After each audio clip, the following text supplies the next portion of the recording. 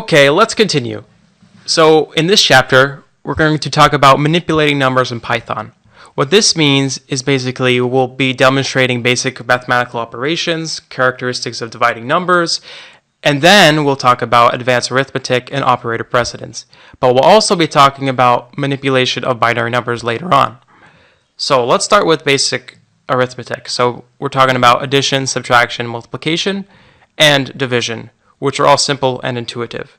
And the syntax is pretty much similar to other programming languages. So let's start with addition. We're going to do print in order to see our results on the screen. So print 2 plus 5, for example. So this result will be an integer because both operands are an integer. But if we add, for example, 2.2, we'll get 7.2 from this, as you can see. So if there's even one floating point number in the operation, then the result will be a floating point. See, I added 2.0 here. The result now will be 7.0. Moving on to subtraction.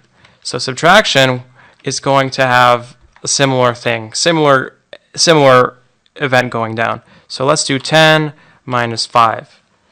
And we're going to build that, it's 5. And if we add 10.0 instead of 10, we're going to write 10.0 minus 5, that is, we're going to build and we're going to get 5.0.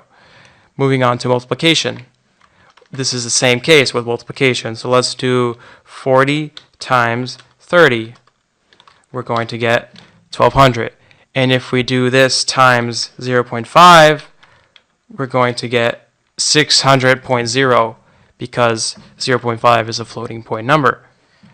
So let's talk about now an interesting specific thing to Python. That is called the exponent operator, which is basically written as 2 stars. So let's write something out. So we're going to write 2 star star 5. This is basically 2 to the power of 5, which is 32. And so in Python, you can't write this with the caret symbol. This won't work. Instead, you should be using, this is actually a binary operator, which we'll see later on. This is using binary logic, which we'll see later on.